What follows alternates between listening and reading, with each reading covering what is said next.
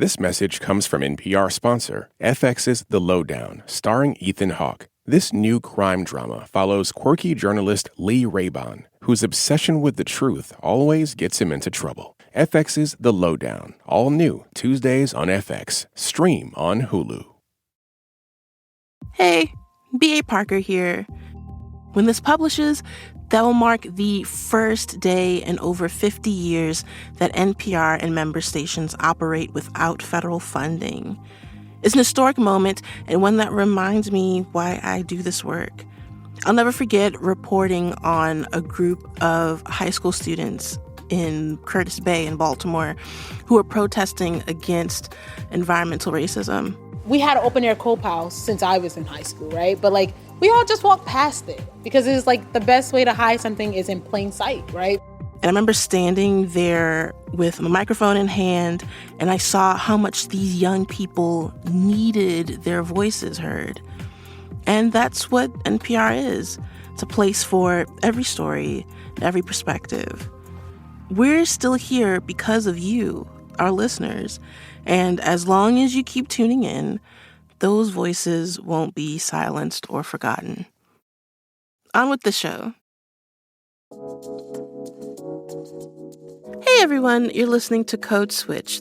I'm B.A. Parker. Okay, so sometimes I use this test on dates to suss out a guy. I casually ask about a famous Black woman, whether it's Beyonce or Serena Williams or Jada Pinkett Smith. And it tells me about someone's politics or sensibilities, if I should run. Because women, particularly women of color in the public eye, tend to draw this, let's call it, lighthearted dehumanizing. And I was chatting about this litmus test with a fellow journalist I want to introduce you to. She's a freelance reporter who lives in Karachi, Pakistan, Maria Karimji. Hey, Maria. Hi, Parker. So, I hear you've used your own version of this question in Pakistan. Yes. Years ago, I rolled out the Malala test. Wait, Malala as in universally famous and beloved Malala? Yes, Malala Yousafzai. And Parker, I am super curious. What is your impression of Malala? I mean, for me, Malala is an advocate for education. I'm sure for myself and a lot of the American public, we fully gained notice of her in 2012 when she was a teenager who had been shot by the Taliban and later won the Nobel Peace Prize. And since then, she's grown more and more revered by the public. The first thing that pops into my head is I remember in the movie Booksmart, the protagonist used Malala's name as a safe word. I'm calling Malala. Wow. Oh, yeah. That is how you know her in the West. In Pakistan, it's a bit more complicated. A lot of people in Pakistan do not love her. What? Yeah. They see her as this kid who got shot and then leverage that to become famous. And people have strong reactions to Malala. They think she's a puppet of Western interests. Some people, like ministers in our cabinet, even think the shooting itself was staged. Okay, real talk. I thought the U.S. had a lock on this kind of thinking. It's very, very conspiracy theory, very InfoWars. Yeah, you guys definitely do not have a monopoly on conspiracy theories over there. That's very fair. Okay, so back to the Malala test. When someone tells me their opinion about Malala, they're telling me stuff like how likely they are to believe conspiracy theories, how skeptical they are about the media, how they see women who speak up, how they see education itself. And those things, all of those things, they help me understand a whole lot about whether we're going to get along. That's interesting. I feel like in the West, people don't really critique Malala. She's kind of passively revered. She can be a safe guest on The Daily Show. You are one of those few human beings who walks the planet and is seen as a saint. She can take playful jabs from Hassan Minhaj. Malala follows me on Instagram, and I don't follow her back. She can cameo on a show like We Are Lady parts and not even say anything in the show. Cross your heart, hope to die. It's Malala Yousafzai. But like it's all kind of part of her charm. Okay, but do you remember how last year she produced a big new Broadway show about suffragettes? Oh yeah, Suffs. I'm a great American bitch. Yes, you are! Yeah, Suffs. Suffs was kind of the last straw for me because it broke my test. Because the other famous producer on this project was none other than Hillary Clinton. Oh, I see. Go on. Here in Pakistan, Clinton's tenure at the State Department is remembered for drone strikes. Those left the kind of scars that people do not forget. And it was just a little hard to digest Malala partnering with her. There was something about that collaboration that made me start hearing Malala's haters differently. I started wondering if some of their critiques were in fact valid. Okay. So let's get into that journey of yours. On today's episode of Code Switch, we're going to dive into the critiques of Malala Yousafzai from people in Pakistan and how the story we've built around her in the U.S. doesn't really hold the whole picture. This image of Malala as like a girl boss deity makes a lot of people in Pakistan very angry. This message comes from NPR sponsor FX, presenting The Lowdown, starring Ethan Hawke, introducing you to Lee Raybon, a quirky journalist / rare bookstore owner / unofficial truth seeker who is always on the tail of his latest conspiracy. This time, his most recent expose puts him head-to-head with a powerful family that rules Tulsa, meaning only one thing: he must be on to something big. FX's The Lowdown, all new Tuesdays on FX, stream on Hulu. This message comes from Schwab. At Schwab, how you invest is your choice, not theirs. That's why when it comes to managing your wealth, Schwab gives you more choices. You can invest and trade on your own. Plus, get advice and more comprehensive wealth solutions to help meet your unique needs. With award-winning service, low costs, and transparent advice, you can manage your wealth your way at Schwab. Visit schwab.com to learn more. Support for NPR and the following message come from Boll & Branch. Turn your bed into a sanctuary this fall with their buttery, breathable bedding. Enjoy 15% off your first set of sheets at BOLL and branch.com with code NPR. Exclusions apply. So Maria, what got you thinking about Malala now? Okay, Parker, I teach journalism and writing classes to 20-somethings at Habib University. It's a small liberal arts school in Karachi. And a little over a year ago, in a class about narratives and social change, I assigned a Malala speech so that we could discuss rhetorical techniques. She gave the speech to the UN General Assembly on her 16th birthday. You might know the speech. She's wearing a light pink dupatta. She looks really sweet, like a little doll. One child, one teacher, one book, and one pen can change the world. Okay, I'm not going to lie. I did just get chills when I heard her say it. I don't know. It's like, it's a teenager using all of her, like, her might to speak truth to power. And, like, maybe I'm a sucker, but I think that's commendable. I know, I love this speech. I, really love it. But instead of talking about the speech, my students started tearing Malala apart. The conversation became about whether she even deserved her fame.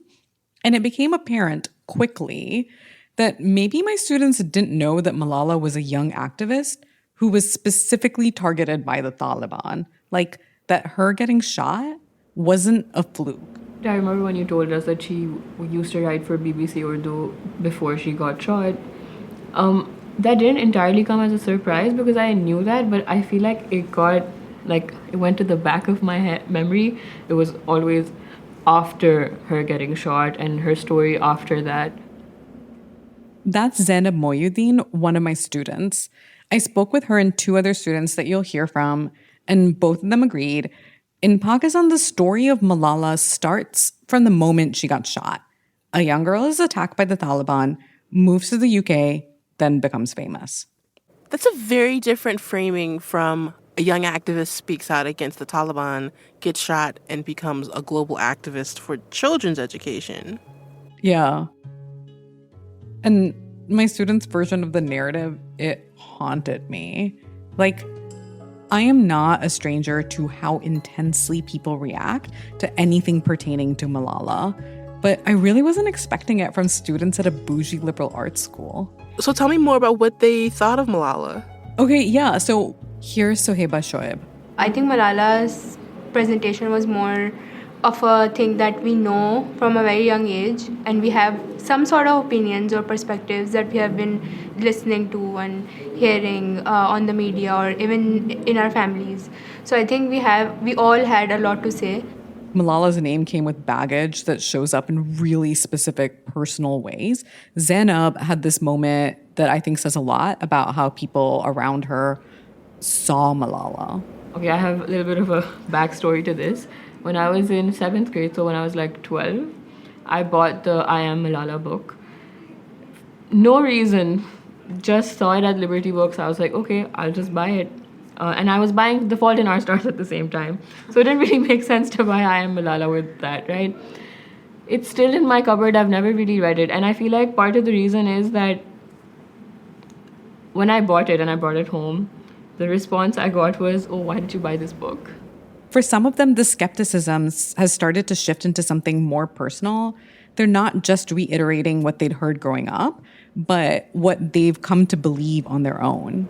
She does what she wants to, and it's mostly not in the favor of the people. So even if she takes the stand of education sabke liye honi chahiye, and that's, I think, one of the key points in her speech as well. I don't see it translated in my community or like here in Pakistan, or at least I'm not aware of it much. It's just that what we see Malala as is a very whitewashed person after she left Pakistan. Like, they were thinking, you've left, you're in the West, and our lives aren't necessarily impacted by you being there. Like, is that true? Like, is that a fair critique? It's a commonly heard critique, but honestly, no, I don't think it's fair.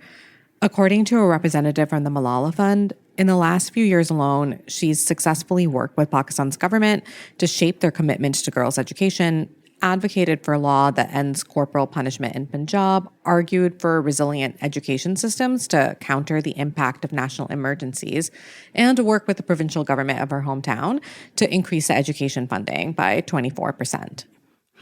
There's this one big incident I think about, and I told my students about how when Malala was 16, right after she was shot, before she even won the Nobel Prize, she was invited to the White House.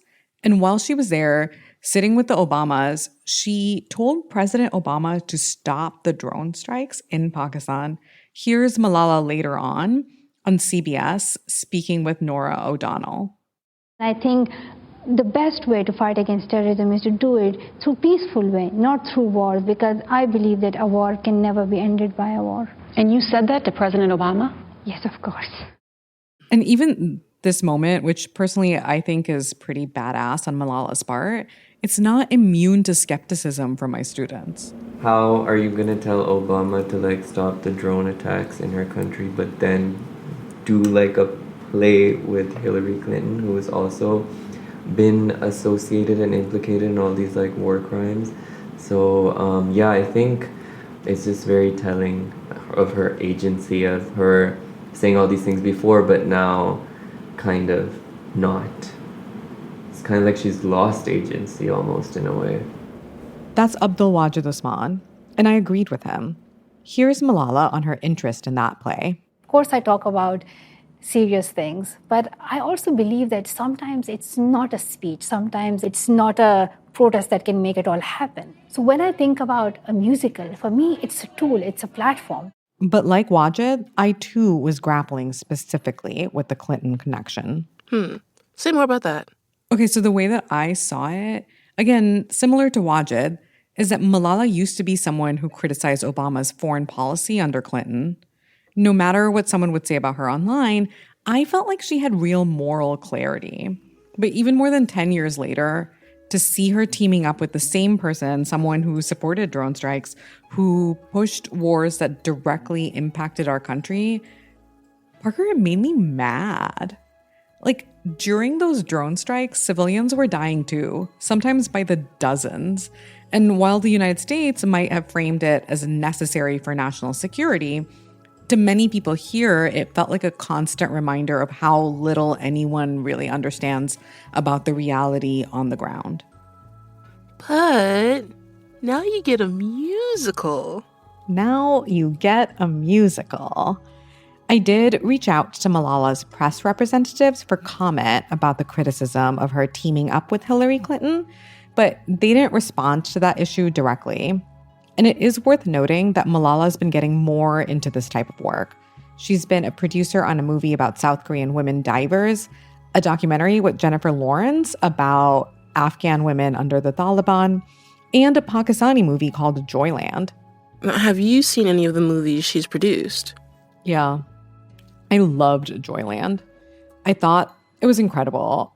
It almost got banned from being screened in Pakistan because the themes, gender, love, queerness, were so controversial. And Malala really supported this movie vocally and financially. In my conversations with my students, I realized that in the decade or so since Malala has been shot, there's been this shift around what people expect of activists and how they represent themselves on social media. Oh, for sure. And maybe for these students in their 20s, virtue signaling on social media is a lot of how they see activism. Exactly. It's not about what you've done. It's about making it clear over and over again where you stand. And I kind of wanted that from her too. Like, one thing that came up a few times was Gaza. The overarching thought at that time was that she hadn't really spoken up properly about Palestine. And just like kind of refusing to speak up very explicitly on the Palestine and Israel conflict. They see her advocating for other things, but not Gaza. So Malala has, in fact, spoken up on Gaza several times. I want to express my solidarity with Palestinian people. After decades of oppression against Palestinians, we cannot deny the asymmetry of power and the brutality. From Israeli airstrikes on women and children in Gaza to stun grenades targeting worshippers in Al-Aqsa. That's from 4 years ago. And in 2014, when Malala won the World's Children's Prize, she donated the entirety of the prize money, which was $50,000 US, to rebuilding schools in Gaza. Parker, do you want to read her statement here? Sure. Innocent Palestinian children have suffered terribly and for too long. We must all work to ensure Palestinian boys and girls and all children everywhere receive a quality education in a safe environment. Because without education, there will never be peace. When we reached out to the Malala Fund, they said that not only has Malala posted about Gaza more than 40 times on social media, she's also made personal donations of more than $200,000 towards Gaza. And since October 2023, she's directed $600,000 from the Malala Fund to organizations working with families in Gaza.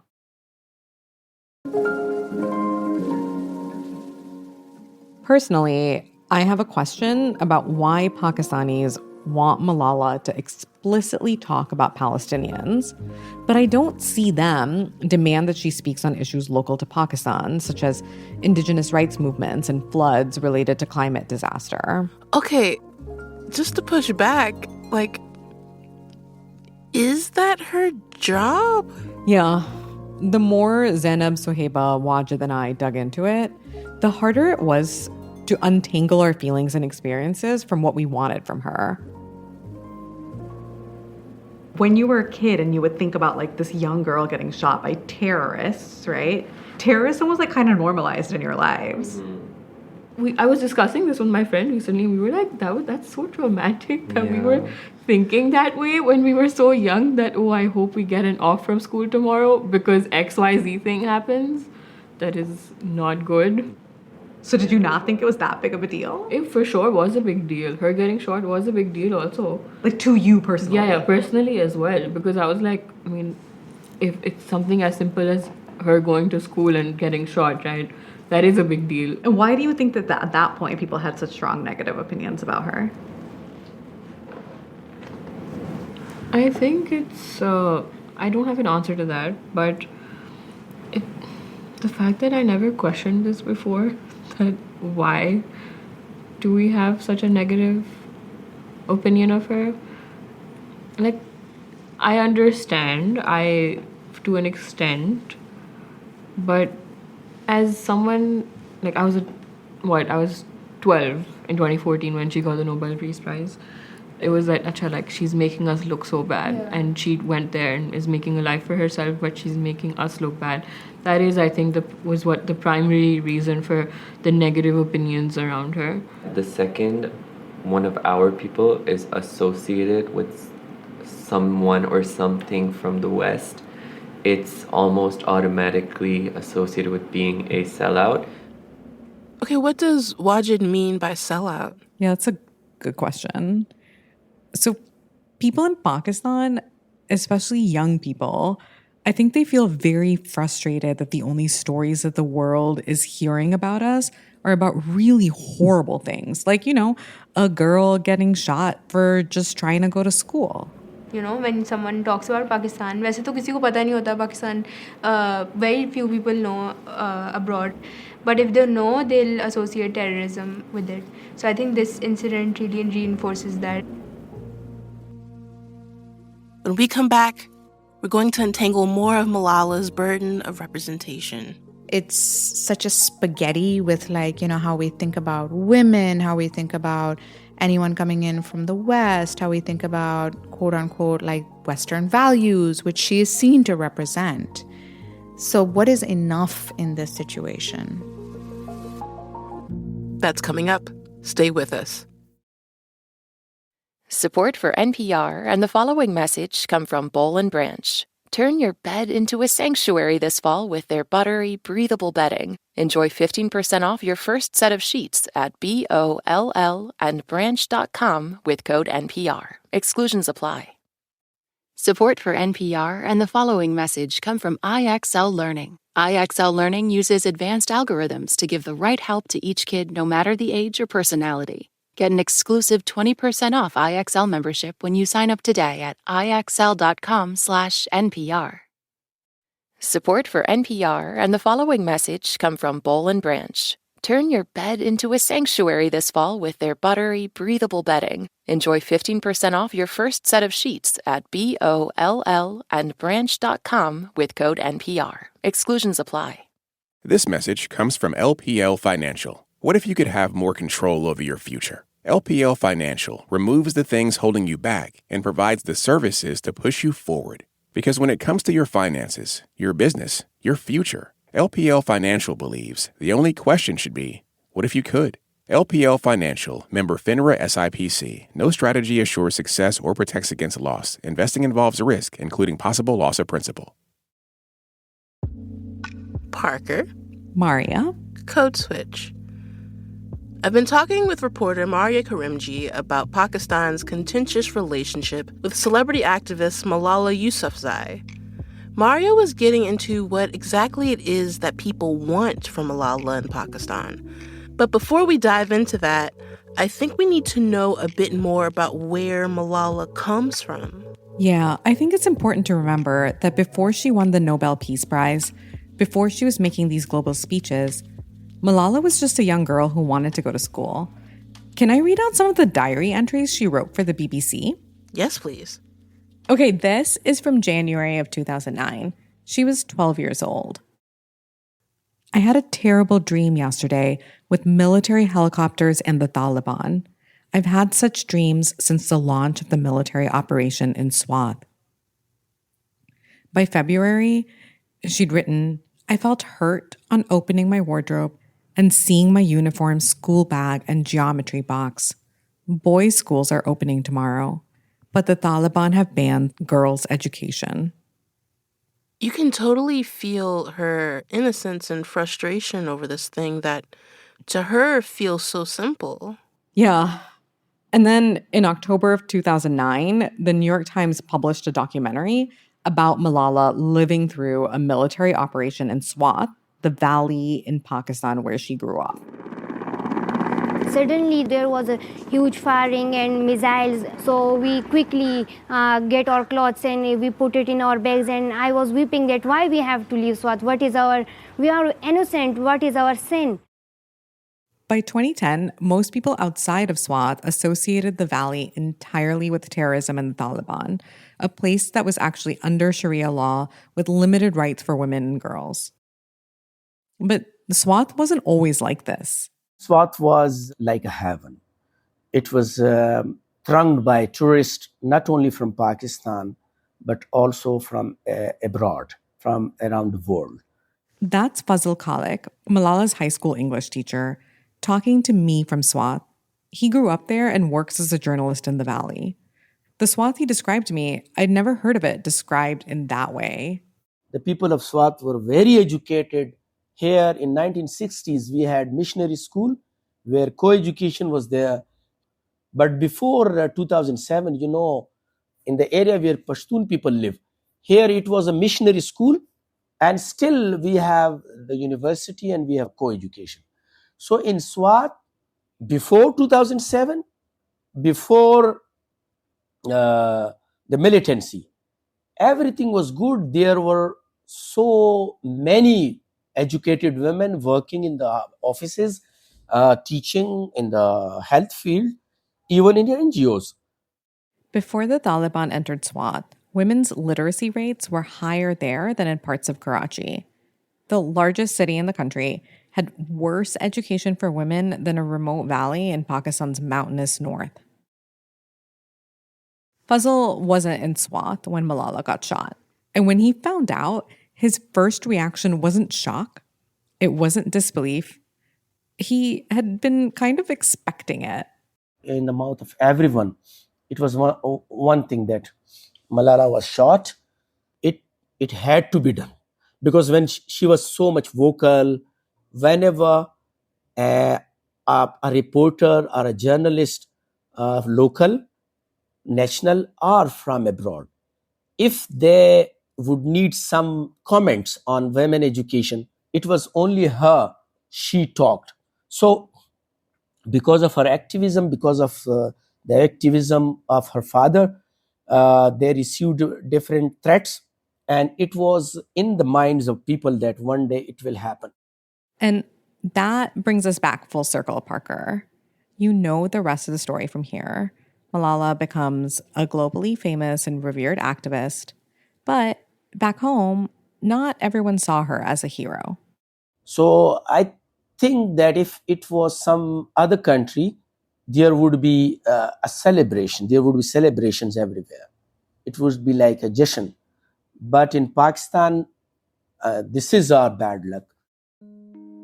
From basically day one, instead of celebrating this young woman, the country reacted by tearing her down. Not only were we not throwing parties, people were doubting her story. Others were questioning her intentions. Conspiracy theories were growing legs on social media and on the news.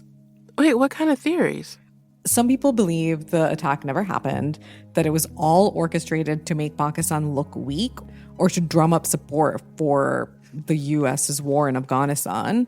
Others thought Malala was being rewarded not for bravery, but for criticizing the country on the world stage. Hold on. So, she's criticizing Pakistan by getting shot for trying to go to school? Somehow, yes.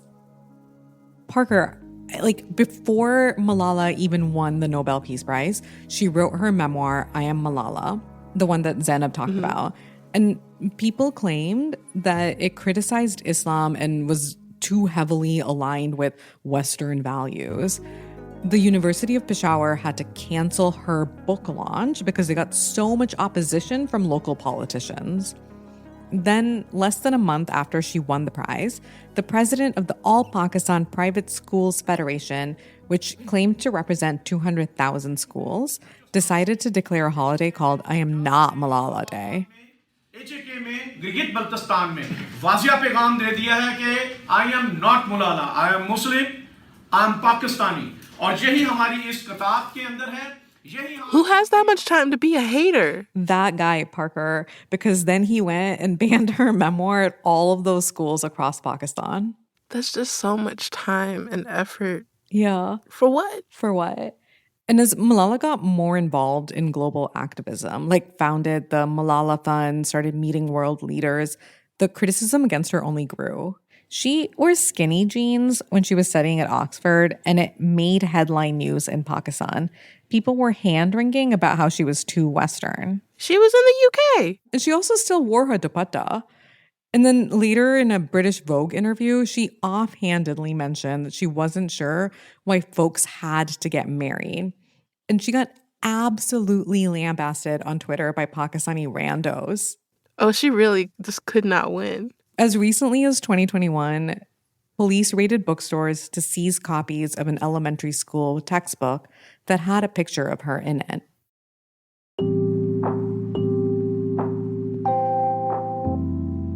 Fazl still teaches in Swat. Do you tell your students that about Malala? Of course I do. I do a lot. And how do they react?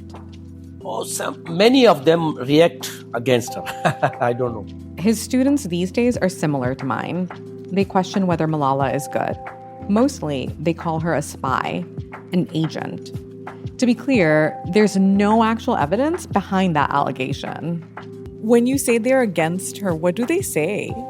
That's the same thing that they say that she is agent, but they don't know what is agent and what activity of agent she is doing or she did. They aren't really thinking about what makes her a spy. It's a bit of a reflex, part of growing up in a country with a long history of foreign interference. I think that we've always been suspicious of foreign interests in Pakistan. That's my friend Sanam Meher. She's a journalist and author in Pakistan. Full disclosure, she's also written for Malala's newsletter. And the kind of distrust of foreign interests Sanam mentions is shaped by real incidents, mostly lately around the United States.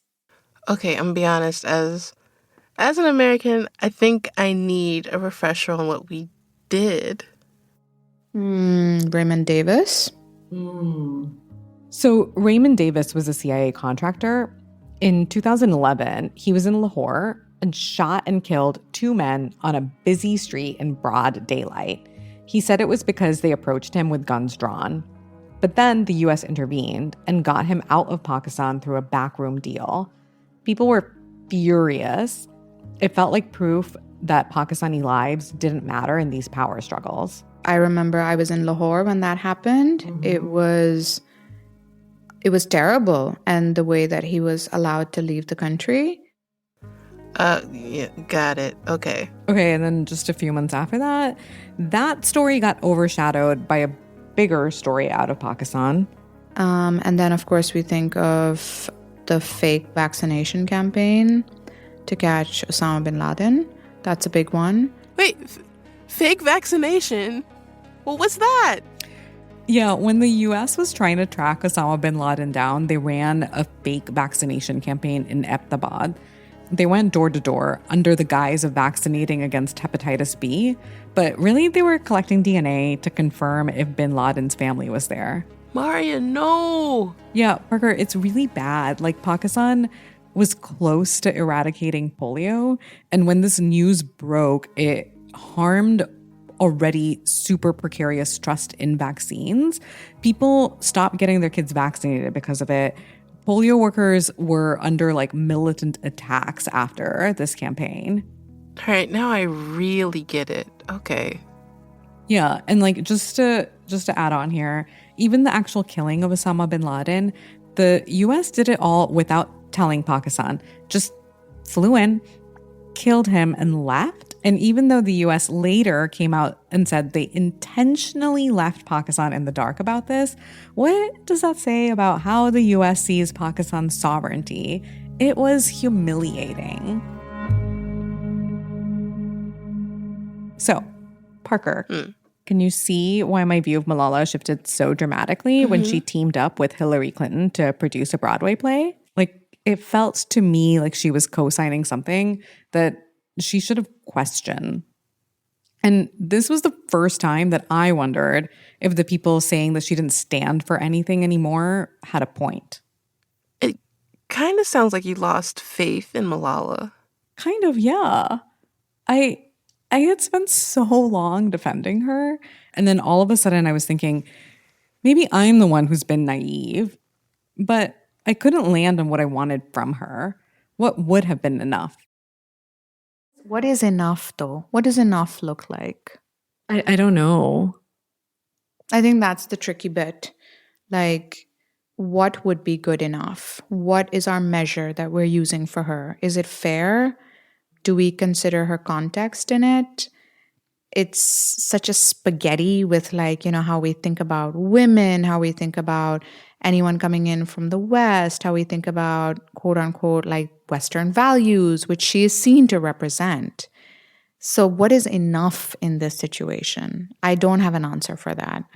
That's what confuses me. What would be good enough? There's also the added factor of gender. Sanam has spent a lot of time thinking about how women in Pakistan are treated and the system that surrounds women in the public eye.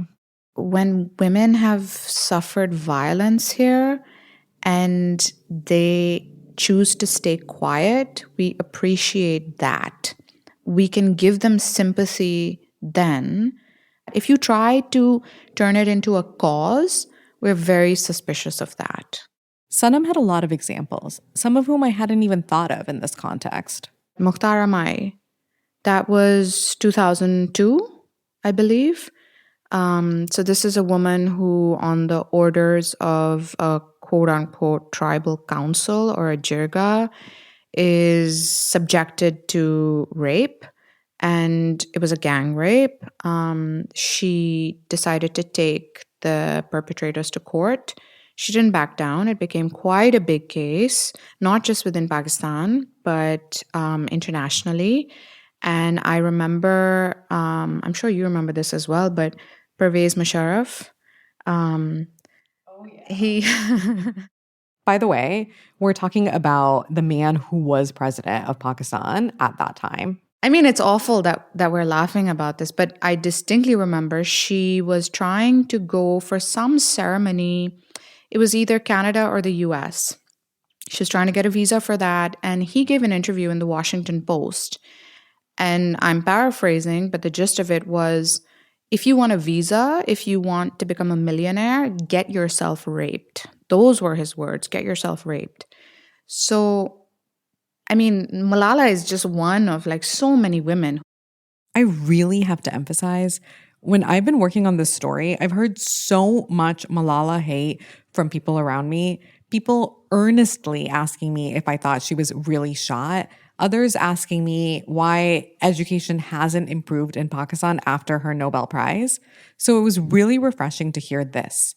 I actually really like her. Like, let me make that clear. I deeply respect, like, whatever she's gone through and where she's at and what she's trying to do and the kind of life that she's trying to have. I'm fascinated by the discourse around her, just as I am with any other woman, and the way that we are angered by them, frustrated by them, the ways in which we want our women to behave. Like, that's my interest. But Malala can honestly do whatever she wants to do. If at 14 you had to go through such a horrific, traumatic thing, and you're figuring your way out right now through big questions in life, where you want to live, what you want to do, like, give her some grace. She's still just like, 20-something? And it's not like Sanam doesn't have critiques. For instance, when Malala is in Pakistan, she's under incredibly tight security all the time. I would love if she didn't exist in such a controlled space. If she was able to just do interviews with good people, local people here, if she could do a podcast, if she could actually, like, this is the criticism that comes a lot. We're suspicious of her because we see her being quote unquote managed. And it's not just about who's asking the questions. It's also about what she's willing to answer. And maybe that's where some of the tension is. I wonder if she doesn't speak out about these things because of the associations that we have with her. Like, consider the audience, right? Like, let's say Malala turn around and like fully put her support behind one of these groups. Does it harm the cause? I think it's the thing one of my students said really early on. Like, Parker, how many globally famous Pakistanis do we know? Malala is going to Wimbledon. She's dressing cute and going to the Oscars. She's still relevant. She's in the public eye. And I want her to use that fame to talk about the things that matter to me. What kind of things do you want her to talk about? Like, what kind of things matter to you? Human rights violations in Pakistan, for example, enforced disappearances in Balochistan, violence against minority religious groups like Hindus, Christians, the Ahmadi community. I could go on. But then I think about the ongoing criticism now about the way she's spoken up about Gaza, that it didn't come quickly enough, that it isn't in exactly the right way. When people were criticizing her for not saying enough or doing enough when it came to Gaza, perhaps she approached it from the position of, well, of course I am against this. How could you have imagined that I am not? I am now having to verbalize this on Instagram and make my position clear. But perhaps what she's not able to see or hear is the very legitimate questions that are coming from some of the critiquing audience. Perhaps she's in an incredibly tricky position and is unable to verbalize some stuff the way that I might want her to, which just led me to interrogate, well, why do I need someone like her? I then questioned my need for that rather than put it on her. That conversation with Sanam gave me pause. Why did I specifically want Malala to talk about these things?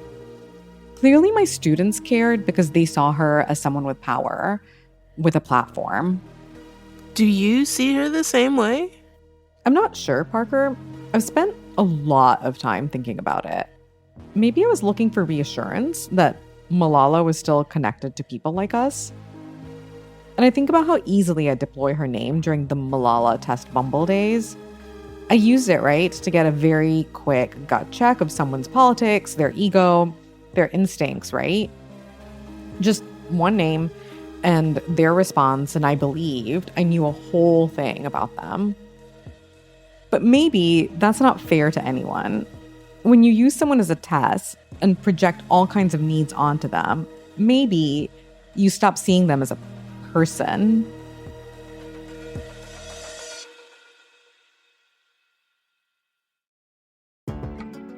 And that's our show. You can follow us on Instagram at NPR Code Switch. If email is more your thing, ours is codeswitch@npr.org. And subscribe to the podcast on the NPR app or wherever you get your podcasts. You can also subscribe to the Code Switch newsletter by going to npr.org/Code Switch newsletter.